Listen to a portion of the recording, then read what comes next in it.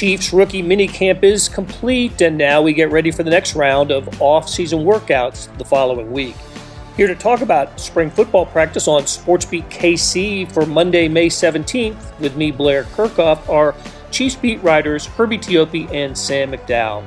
They took in rookie minicamp, so they got to see the draft class and other first-year players in actions, and they share their impressions. There's also been some player acquisition news, the addition of 3 veterans on the defensive side for depth. We break it down.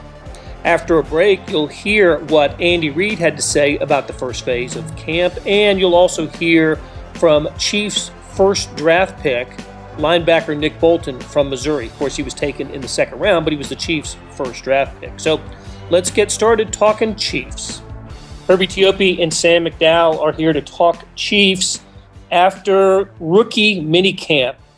It's concluded, and it was different for 2021 simply by having it, Herbie. That was a big advantage. I got to think a big advantage for the draft class and for the first-year players that were in camp this week. They got to see, the practice facility, Arrowhead Stadium, that sort of thing. That didn't happen last year. Yeah, I think it's more important for the coaching staff as well. When you think about rookie minicamp, the biggest thing that folks have to remember, don't get caught up on video clips or someone catching a football in basically 7-on-7 drills and even on air, is the fact that the coaching staff has the opportunity to bring the rookies from the draft class as well as undrafted rookies and introduce them to expectations, standards, the key thing, the playbook. They go through various install periods after classroom environments. And for this year, it was unique because this was the first time that the coaching staff had the opportunity to get their hands on them. They didn't see them at the combine. They didn't see them for any pre-draft visits, and they couldn't hold any pre-draft workouts because of the COVID protocols in place. So this was huge for the coaching staff. And Andy Reid even said that when I asked him that question yesterday, what is the biggest benefit this year compared to last year's draft class? And he mentioned that the fact that they have the opportunity now to absorb everything that's expected of them before they combine with the veterans for OTAs. He seemed pretty happy with the way things went. Of course, he's going to say that no matter what, but he did seem genuinely happy with it. And he sounded like a coach who got to work with players, and that's what Andy Reid wants to do anyway. The one player that I think people wanted to see the most was not somebody from this year's rookie class, but last year's rookie class, and that's Lucas Niang, the guy who opted out a year ago. And there was some buzz in social media that he came back to camp out of shape. But I don't know. After listening to Andy Reid, it was just he's a big guy, right? He's got a gut. He's a big guy. I don't know if he's shaped any differently than he was a year ago when he did come for at least a couple of days before deciding to opt out. What did you make of just seeing Lucas Niang for the first time? Sam, I think Sam's probably best to answer that one because he was actually out there for Friday's practice. And take it away, Sam. Yeah, I mean, the first thing that was most interesting about Lucas Niang is he lined up at right tackle because he's a guy that spent last year, he said, preparing to play for basically every position but center on the offensive line. He was training at tackle and guard on both sides of the line. He thought last year when he left the team, he thought he might be needed as a guard. And he comes back to a completely different offensive line, of course, this year. So they've got him at right tackle. But I asked Andy Reid about the shape he was in, and he said he actually came in better shape than he came in last year. So, yeah, I mean, for anybody that looks at him and he is just – I actually – there's only 3 or 4 of us standing out at practice, and one of them's Adam Teicher from ESPN who used to work with us. And I actually did look at Adam at one point. I said, Lucas Niang is a large individual. Even for an NFL football player, he stands out. It's not just that he's big, but he's very tall as well. And even for like 6'7", he looks long even for that with his arms. So it's funny because going into this year's draft, you heard so much about guys' arm lengths because the tackles in this year's draft class, there was some concern that their arms were too short. And Lucas Niang doesn't fall into that category at all. So Brett Veach even mentioned the tackle's arms at one point. And so you can see why, that Niang maybe fits the type of guy they were looking for if they feel like he can develop. Of course, this guy hasn't played an NFL snap in ever. What I guess my bottom line on Lucas Niang is whatever you thought of him going into camp, that didn't change based on eyeballs on him, over the 3-day weekend. Now, look, there's many more opportunities to see the Chiefs and Niang over the next month, but just by seeing him, and they didn't do much in practice. They couldn't because of the numbers. I read Herbie's story. There were only 29 first-year players there, which is much lower than what we've seen in past years. But whatever you thought of Lucas Niang going into this thing, no reason to change your opinion coming out of it. No, I mean, they only had 4 offensive linemen there. So, I mean, it's nothing like a true practice that we're used to. Yeah, the key thing with rookie minicamp is because 29 in a traditional year is extremely small. What teams tend to do for rookie minicamp is they'll have a host of tryout players. This year, because of the NFLPA and NFL's agreement with the COVID protocols in place, each team was limited to just 5 invites. So, Reid kept mentioning, we weren't able to do 11 on 11s, and that's true because the numbers just don't add up. 4 offensive linemen, 3 linebackers, 2 quarterbacks, which is typically standard for a rookie minicamp. But the interior line, because of the limitations on the numbers, they just couldn't do it. But you could certainly get 7-on-7s, air-on-air drills, which they ran a lot. Dalton Chain was one of those guys, right? One of those invitees. Kansas State, Blue Valley Northwest. And we heard from him yesterday. It was neat to hear from Dalton Chain, and a guy who was in the Chargers camp last year was one of the invitees to the Chiefs camp. Yeah, Dalton Schoen kind of fits both Herbie's and me because Herbie's the K-State guy, but Dalton was a former Kansas City Star Scholar Athlete of the Year in 2015. So that's his real claim to fame, not this Chiefs tryout. I mean, that'll always be at that top of that guy's resume. Hey, he's not a tryout. He's actually signed. He was a reserve future contract guy. Yeah. Well, okay, so maybe he is trying out.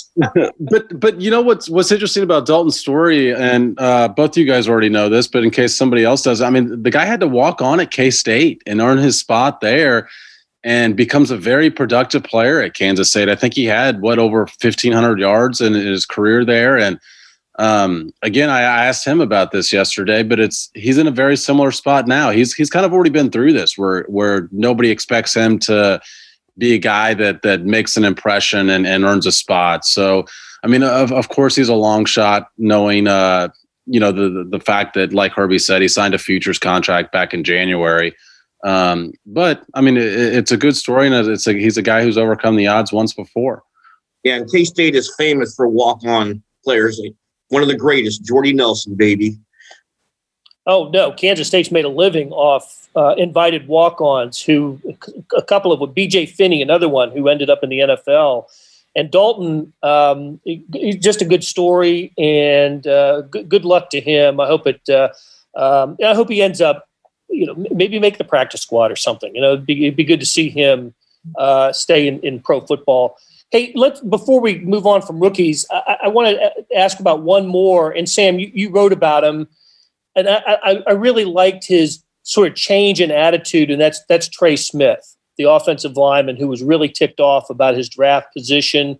But we didn't hear that attitude, I guess, when we talked to him this weekend. Yeah, when we talked to him the first time, which was literally just moments after he had been drafted, his answers were short, and I just thought it was obvious it was because he was really upset that he had fallen to the 6th round. He had this blood clot issue in college in 2018, didn't experience it for the past 2 years.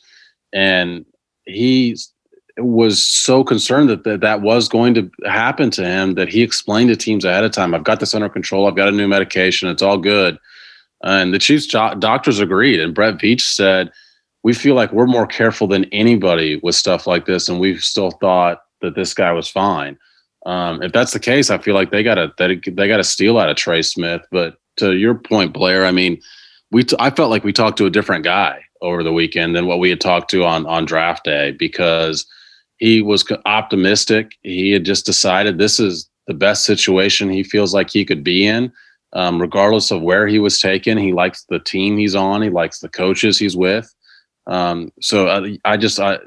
Your phrase was exactly right. Just a change in attitude from the guy that we saw the first time we talked to him on a Zoom call.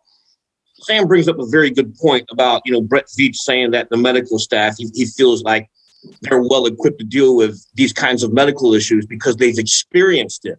In 2015, Tavon Rooks, the heart attack in training camp because of blood clots. So, that they really understand the situation. A lot of the medical staff is still in place, from Dr. Monaco and Rick Burkholder. So if anyone's going to do their due diligence on past medical issues, dealing with blood clots and anything that can affect the heart, it certainly is going to be the Chiefs. Okay, before you guys get back to work, let's talk about some newcomers to the Chiefs. We had no sooner finished taping the podcast last week when the Chiefs announced the trade that brought Mike Hughes, cornerback from the Vikings, to Kansas City. Just based on the terms of the deal, Chiefs get Mike Hughes and the Vikings 7th round pick next year. The Chiefs gave up their 6th round pick for next year. That makes it seem to me like the Vikings were getting anything they could for Mike Hughes, a player who former 1st round draft pick, but has really been unlucky with injuries. But what's the future for Mike Hughes in 2021, Herbie? Where's he going to play? I think if anything, it's a good low risk, high reward move for the Chiefs. I mean, you only gave up a 6th round draft pick and you get Hughes, like you mentioned, a former 1st round and a 7th. That's fantastic value for a former 1st round pick. With the Vikings, Hughes became expendable, the injuries, but they also went all in on Patrick Peterson, a 2-time All-Pro cornerback, and that made Hughes expendable. And they certainly signaled their intent when they didn't exercise the 5th-year option. I like this move because you get the depth, and now as you look at the roster right now, you've got 2 former 1st round draft picks at the cornerback position with Hughes and DeAndre Baker. And if either of those 2 pan out, you've got some good quality cornerbacks for the Chiefs, with Ward projected to start, L'Jarius Sneed projected to start. Now you've got 2 1st round draft picks that you can kick the tires on and see how they do this year.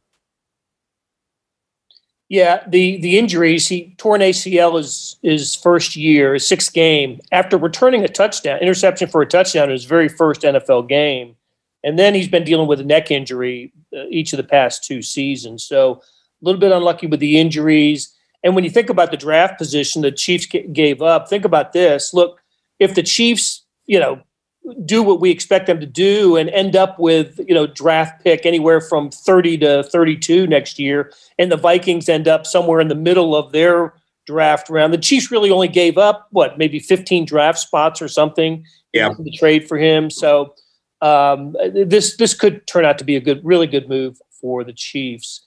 Another defensive back that they signed or they acquired was Parks from Denver. I did not know much about him. I think he made most of his bones on special teams. Will Parks played safety for the Broncos. He spent his first 4 or 5 years with Denver, went to the Eagles, then returned to Denver, and was available. He's played in 72 NFL games, 18 starts. They just took a flyer on this guy. I think it's depth. They needed depth at the safety position because they didn't draft one. But the interesting thing about Parks, from talking to Ryan O'Halloran, who covers the Broncos for the Denver Post, a fellow K-Stater, but he was telling me the unique thing about Parks is his ability to play a lot inside. So, when he came back to the Broncos last year, Ryan was telling me they didn't utilize him so much at safety. They used him a lot against the word I'm looking for. The slot receiver, there we go. So he was always inside. So he's an interchangeable piece. We know Steve Spagnuolo loves those versatile safeties, and that's what Parks gives them. Okay. Again, adding to the defense, Kamale Correa. Sam, tell us about him and what do you think he brings? Yeah, I mean, versatility is also part of his game too. I mean, he's a guy that can rush the passer a little bit from the linebacker position. So he is a linebacker, but I kind of wondered, based on the Chiefs' needs, if they feel like maybe he's a guy that can help off the edge, because that's a spot where I still think they need another body. He is in his career best year, I think it was 2019 with the Titans. He had 5 sacks. He is a former second-round pick. So, again, we're going back to a guy that leading into the draft, teams felt like he had a lot of potential and just hasn't quite lived up to that. And maybe the Chiefs feel like, that they can get him in the right scheme and with the right coaching and the right position that he can live up to that potential that he had coming out of Boise State, right? Yeah, Boise State. 5 years ago. Tell you what, that's a Brett Veach special, isn't it? He loves the former second round pick guys that didn't for whatever reason didn't work out with their original teams, and it's worked out pretty well for him with the Chiefs. So. Yeah, and Correa was a guy that also had a really good AFC Championship game against the Chiefs, with of course all the Chiefs' eyes, front office and coaches. On him. So you do wonder how much. Right? When he's with the Titans, that's right. So you do wonder what kind of impression that made on the Chiefs coaches. I mean, of course, they watch film of every game this guy's played, but I mean, when you see him up close and personal, and he has that kind of day. I mean, I think he had 11 tackles that day. I'm sure that made an impression on him. Yeah, and also the post game. Remember, there's shots, video, and photos of Andy Reid shaking his hand at the end of the game. So, he certainly made the impression. Okay, before we get out of here and hear from some Chiefs, let me get your just quick impressions on 2 things. One is Bashard Breeland. Just doesn't seem like he's going to be back with the Chiefs next year, Herbie. And I'm starting to really think that as well. When you think about it, we're now in May. He's had his shot at free agency 3 straight off seasons. And he hasn't had that big deal yet. The Chiefs haven't made a move to bring him back that I'm aware of. The fact that they traded for Mike Hughes says a lot. It really does. I don't know if he's going to be back. I would be very surprised if he's back. Yeah, he's like the poster child for the proven contract, right? He is the 1-year proven contract. Sounds like that's what's left for him for this season, and it won't be in Kansas City. And Sam, how about a little bit of a dust up on social media about Tyrann Mathieu's contract extension? Tyrann Mathieu tweeted something about, maybe showing a little bit of impatience here, but I don't know. I think it's something that's going to get done. There's no way the Chiefs don't think of him as a priority. He's the defensive Patrick Mahomes, as far as I'm concerned. It was about this time last year, Blair, that Chris Jones tweeted something about the fact that he might not be back because he hadn't heard from the Chiefs at all.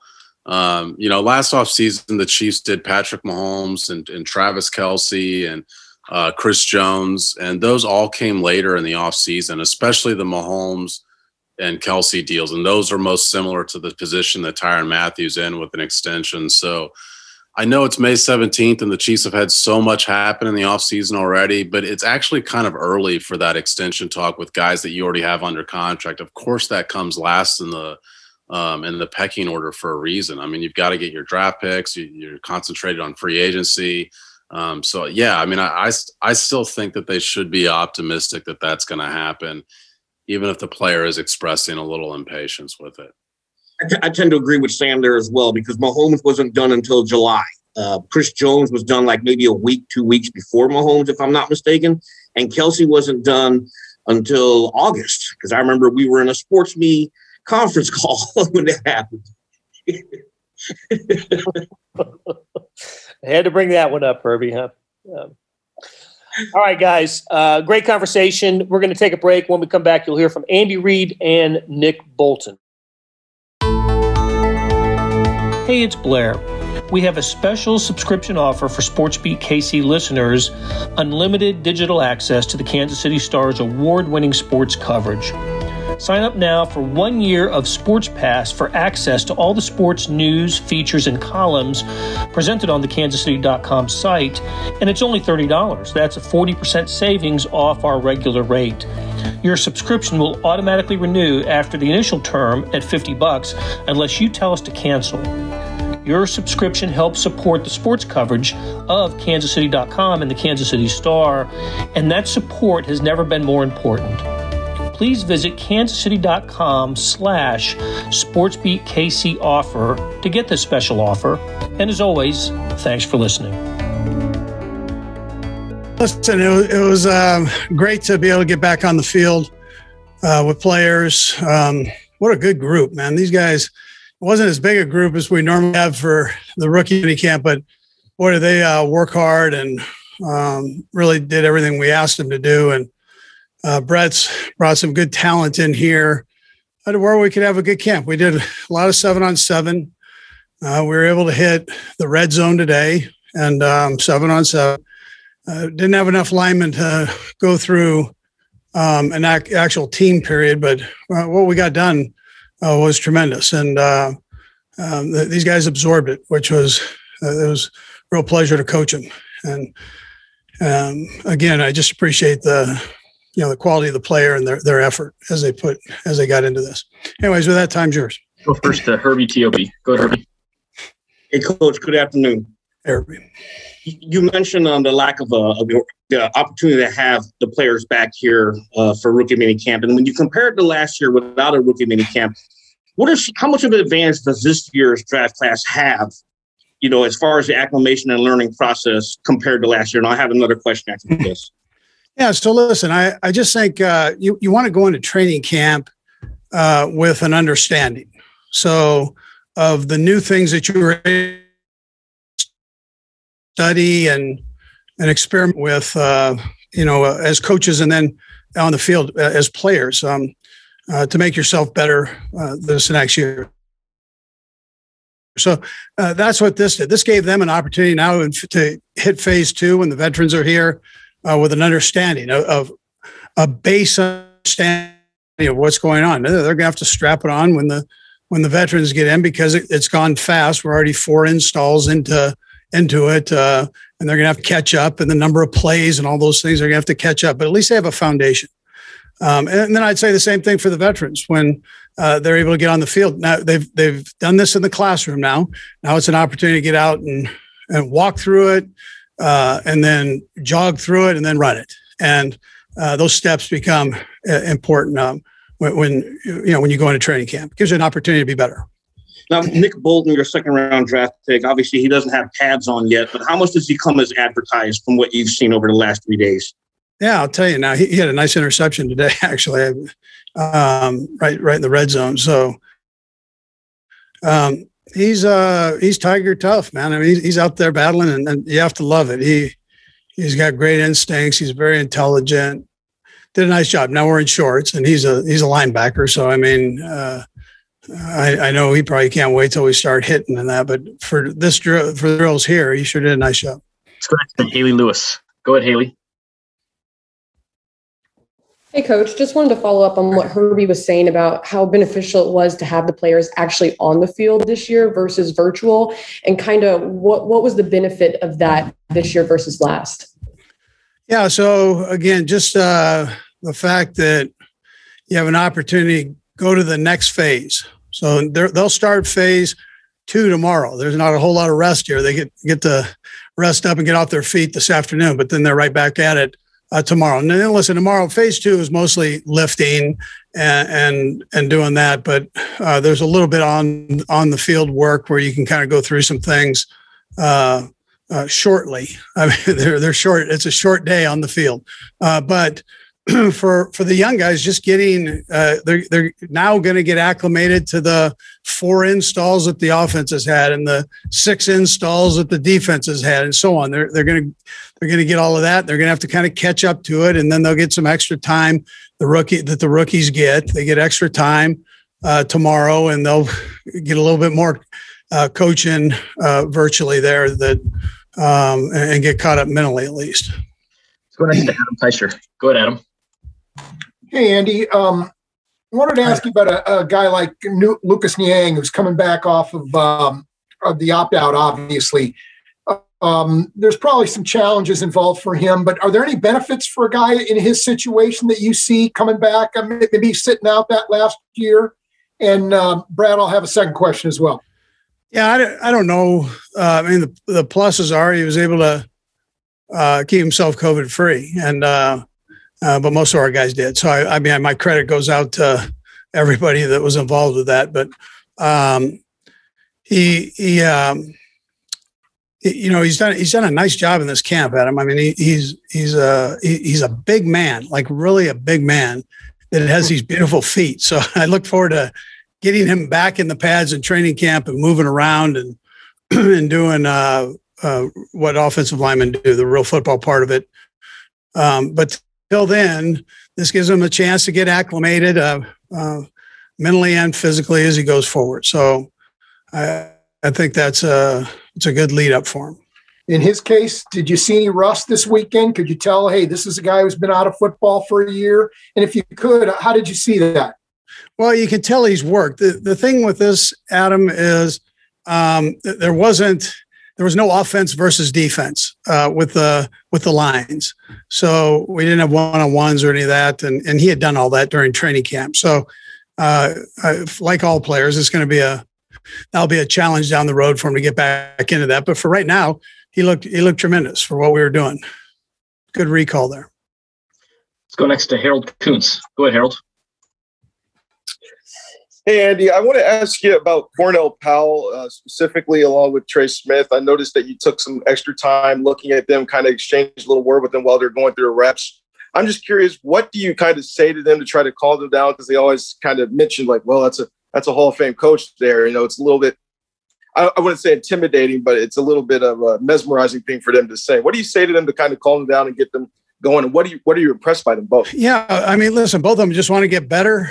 And Mike Kafka does a great job with that. I mean, he spends a ton of time with those guys, the young guys, and just, he spends a ton of time with the quarterbacks. But that's one of those positions that when you start fresh, and in one case, when you have a player that's never called a play in the huddle or, period, since high school, college, he's never had to get in the huddle and nail it down for the guys. So it takes a ton of time, and Mike's got the patience to do that. And I thought he did a tremendous job with those young guys to get them right. Plus, the more they know, the calmer they are. It doesn't matter who's around them. I'm not playing. I'm not the secondary. I'm not the linebackers. And so get to know what you need to know and let's go. And then, that's a blessed room right there. They've got some good coaches in there. Obviously, Eric's in there every day, and David Girardi's in there too. So it works out well. There's plenty of coaching going on. Right, we've got two more. We'll go Pete and then Sam. Go ahead, Pete. Hey, Coach, wanted to ask you about the fourth-round defensive end, Joshua Kando. What gives you and the defensive staff optimism that he could potentially be a contributor in his rookie season here? Yeah, well, we'll see. We'll see how it all goes. But you got great work ethic. I mean, tremendous work ethic. He's very, very intelligent, and he's long. I mean, he's a big human being, and he's got long arms, and he knows how to use those. He's got heavy hands, they'd say. So, and then it's just a matter of him getting used to the scheme. He's got a tremendous coach, and so he'll get all the fundamentals down, and then he'll take it step by step and eventually go use them. Like I mentioned about Niang, I mean, it's rough on the O-line and D-line right now because they can't hit anybody and do their thing. So it's versus a bag. And we'll go last to Sam McDowell. Go ahead, Sam. Hey, Andy. Wanted to ask a follow-up on Lucas Niang. What, just generally speaking, what are sort of the concerns about a guy that hasn't played competitive football in a year? Like, what specifically will he have to sort of catch up on because he wasn't actually in game action? Well, he actually came in better shape than he probably was last year. So that's that's a plus. He's been doing stuff. and so he came in, and it looked like he got right back into it. For what we asked him to do, he was fine. He's a very intelligent kid. I think you guys know that, but he's very intelligent. So just getting him back in the swing of things, it looked like he did that well. We'll start with Aaron Ladd with KSHB. Go ahead, Aaron. Hey, Nick, welcome to KC. Got a couple of questions for you. First off, I'm wondering, now that you've made the transition to the professional life, if you look back on your Mizzou career and think about something that kind of stands out and kind of what you built there. That's the first one. Yeah, so if I look back at Mizzou, just kind of being around my group that came in with us, working with those guys every single day. It was a blessing. Built lifelong friendships with those guys, guys I call and check in almost every day. So if I look back on that, it's probably the biggest accomplishment. I've been around those guys, helping those guys try to get to their end goal as well. It was probably the most thing I liked about being at Mizzou. And then you got a new number now. Is there a reason why you went with 54? Not necessarily. Just kind of an open option. I kind of liked it a little bit. A couple of my family members had it too growing up. So it's kind of just a family number. I just want to keep playing. Let's go next to Matt McMullen with Chiefs.com. Go ahead, Matt. Hey, Nick. So I'm sure you're excited to get out there on the field. I'm just curious how much you've had a chance to get to know your fellow rookies so far and how excited you are to kind of build that bond with your fellow rookies. Yeah, so building the bond with those guys. I talked to them. We always at the same spot. A couple of linebackers that came in. I'm kind of building a relationship with those guys as well. I also played against a couple guys, a couple Georgia guys, Tennessee, Trey Smith. So I kind of played with those guys. So it's kind of all coming to the same area, competing against each other. We did it for 3 years in college. And so just getting to compete with those guys here is a blessing. Let's go next to Herbie Teope with the Star. Go ahead, Herbie. Hey, Nick, good afternoon. You finally got your hands on the playbook here. What are you hoping to do and prove these next 3 days of rookie minicamp and then setting up for OTAs? Just trying to, at the end of the day, just trying to grow and learn the playbook. Not really trying to prove anything, just trying to soak everything up, learn the basic fundamentals, how to practice, just how to become a Kansas City Chiefs and be a practice player. So I'm just doing that every single day. That's kind of what I hope to accomplish, improving myself and learning the playbook, and also just learning how to be a Chief.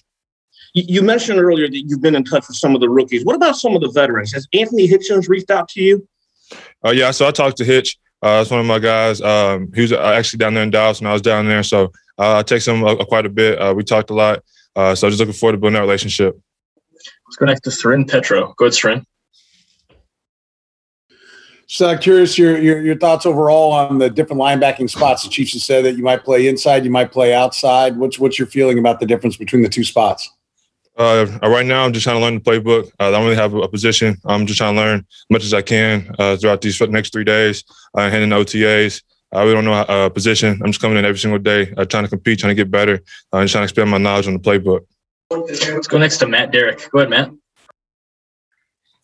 Hey, Nick, you had a chance to come up after the draft to Kansas City, and now you're getting settled in. You've got a uniform in your locker. I'm just curious, what have the last couple of weeks been like getting, to know Kansas City? And has there been a moment that, you had to pinch yourself that you're actually finally here in the NFL? Yeah, so I probably still haven't done that yet. Trying to soak in the moment. Trying to get everything up there, get everything settled in. Getting up here and trying to give myself a chance to compete. So just being in Kansas City, I'm thankful to be here. I'm ready to get to work. Other than that, that's kind of just my mindset. That's how I've been.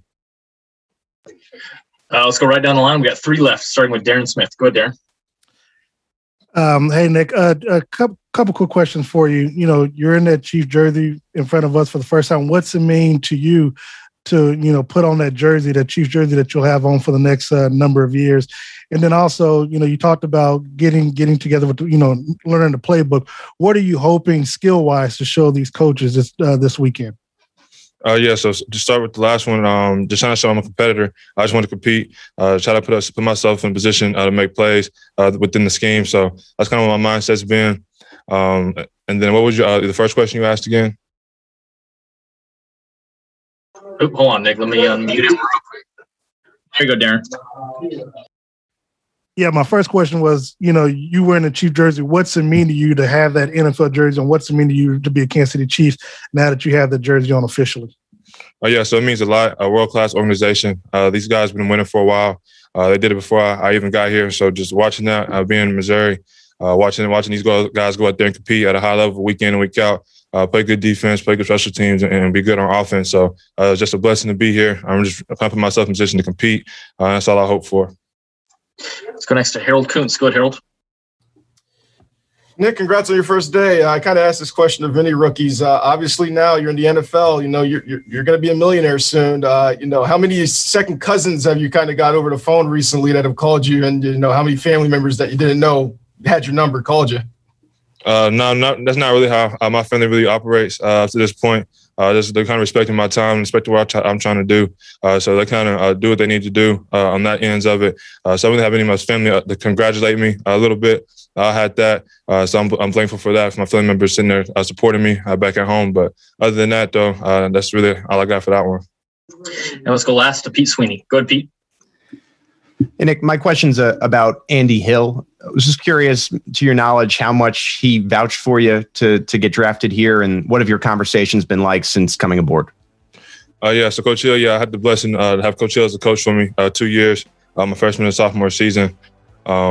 Freshman and sophomore season at Missouri. So he kind of vouched for me probably a lot, being down the street, being able to coach me.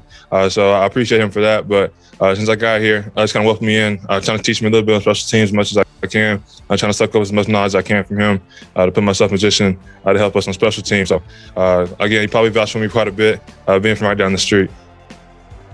Nick, we appreciate your time. Thanks for joining us. No problem. Appreciate it. That'll do it for today. Thanks to our SportsBeat KC production staff of Derek Donovan, Beth Welsh, Monty Davis, Jeff Rosen, Chris Fickett, and Savannah Smith. Tip of the cap to Herbie Teope and Sam McDowell for stopping by and talking Chiefs. Links to their stories can be found in the show notes and on kansascity.com. Hey, we have another deal for you. You can subscribe to Sports Pass for 99 cents a month. That's right, 99 pennies a month. Sports Pass is the online version of the Star Sports section. You get all the stories that appear in the print editions of the Star, plus more stories that appear only on the website, like Mellinger Minutes. After 3 months, it auto-renews at $5.99 a month unless you cancel. What a great time to subscribe. Read all about what's going on with the Chiefs, the Royals, the colleges, our soccer teams, and more. How do you get it? You go to kansascity.com/sportspass2020. That's kansascity.com/sportspass2020. You want more than just sports coverage? Check out the entire Kansas City Star product. News, sports, features, commentary, analysis, the whole thing. You get all the stories written by my talented colleagues, plus additional national sports, news, and business coverage with the e-edition. The details for all of these deals can be found at account.kansascity.com/subscribe. And if you're having trouble hunting down any of these offers, you send me an email, bkirkhoff@kcstar.com, and I'll get you to the right place. So whether it's the Sports Pass or the full subscription, you're getting and supporting the best sports and news coverage in Kansas City and helping us produce programs like SportsBeat KC. Thanks for listening, and we'll be back on Tuesday with another episode. We're talking Royals tomorrow. Join us. Thank you.